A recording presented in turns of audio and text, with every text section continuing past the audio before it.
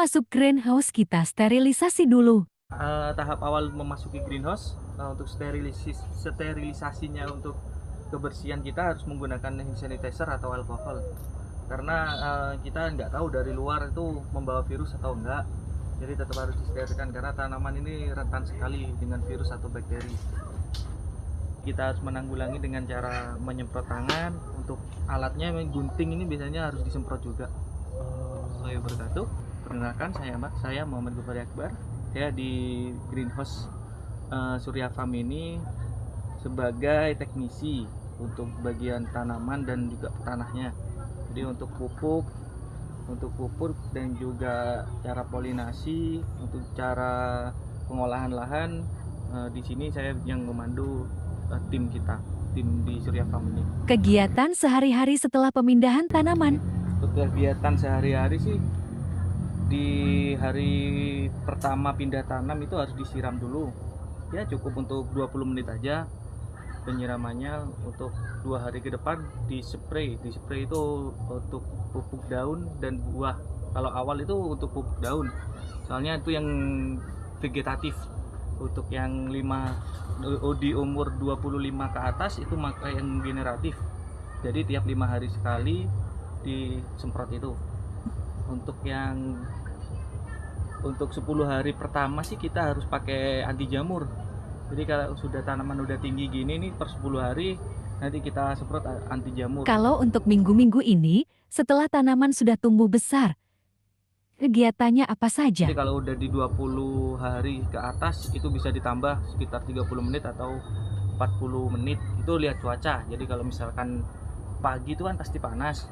Jadi itu sekitar 40 menit kalau udah tanaman tinggi. Kalau misalkan sore itu hujan, nggak usah disiram.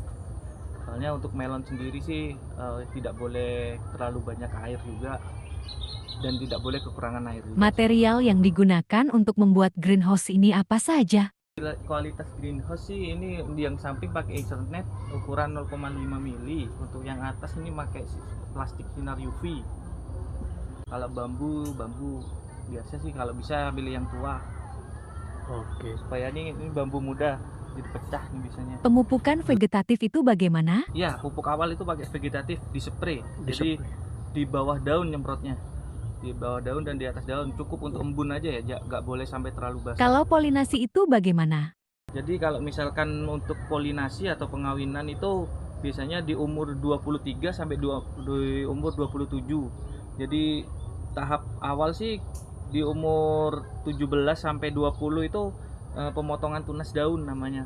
Jadi tunas daun itu harus dipotong, dipilih dari nomor 6 sampai nomor 9 yang dipelihara itu. Nah nanti tunas daun itu sudah keluar bunga betina itu baru kita bisa polinasi. Di umur biasanya 24 sampai 27 itu sudah bisa dipolinasi. Jadi kalau bisa untuk polinasi itu dilakukan di pagi hari. Jadi sekitar jam 6 atau sampai jam 10 aja sih Mas. Karena kalau jam 6 sampai jam 10 itu serbuk sari itu masih masih banyak di bunganya. Kalau misalkan sudah siang, menjelang siang sampai sore itu serbuk sari sudah berkurang. Bisa dilakukan polinasi di waktu itu asal bunga jantannya itu pakai 2. Jadi misalkan mau polinasi biasanya kalau pagi itu 1, kalau di siang atau sore itu pakai 2. Oh gitu. Ya, supaya serbuk sarinya maksimal. Umur berapa melon bisa dipanen? Kalau panennya itu di umur 60. Jadi dilihat dari di umur 48 hari biasanya di umur 58 hari itu biasanya kita ambil tester buah. Jadi buah itu diambil di tester untuk uji kemanisan. Jadi misalkan uji kemanisannya itu di rate 10. Kalau misalkan masih di bawah rate-nya itu kita harus semprot glukosa namanya. Jadi untuk menambah kemanisan itu tadi. Boleh kasih tahu nggak sih campuran pupuk yang digunakan Surya Farm ini? Untuk pemupukan sendiri itu di yang 5 hari sekali. Yang pertama itu campurannya yang untuk vegetatif ya. Yang vegetatif itu pakai NPK 16. NPK 16 yang terus pakai ya sekitar boron, sama untuk penguat daun itu pakai magnesium sulfat. Itu sih umum sebenarnya, banyak yang umum.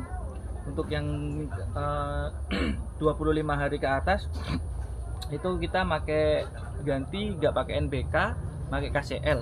KCL sama ya KCL itu sama air kelapa sih biasanya untuk nambah kemanisan, sama gula aren itu juga penting. Oh, kalau misalkan takarannya itu untuk 200 liter itu untuk 1000 tanaman.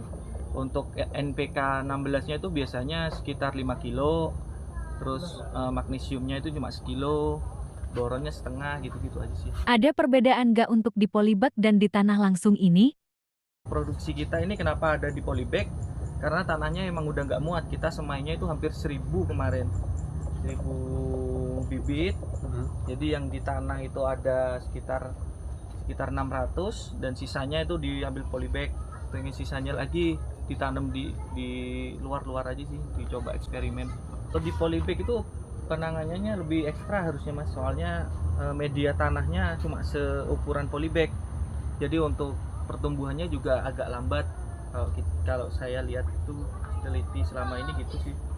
Jadi beda, kalau yang di tanah itu lebih tinggi, lebih seger. Kalau yang di polybag agak lambat. Ada treatment tambahan untuk perawatan di greenhouse? Perawatannya sih kebersihan greenhouse juga harus terjaga sih mas. Jadi untuk pemasangan yellow trap itu juga penting, karena di dalam greenhouse tuh kadang juga ada hewan-hewan lalat-lalat buah, itu juga harus ditanggulangi juga sih.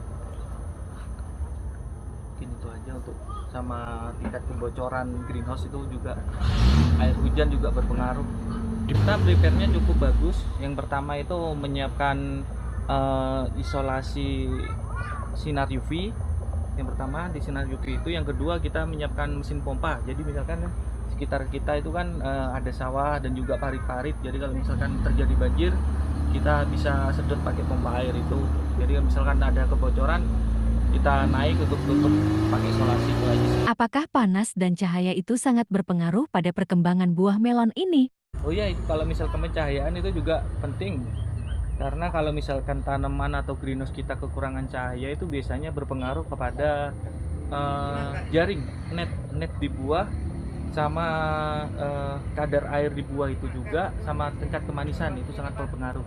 Jadi kalau bisa untuk para untuk para pemula mencari lokasi greenhouse itu penting yang bisa terpapar sinar matahari langsung. Jangan sampai ada tertutup, misalkan ada pohon besar, tembok di sebelahnya itu kalau bisa dihindari dulu, soalnya sangat berpengaruh pada tanaman. Ya, mungkin itu aja yang bisa saya sharing untuk teman-teman semua.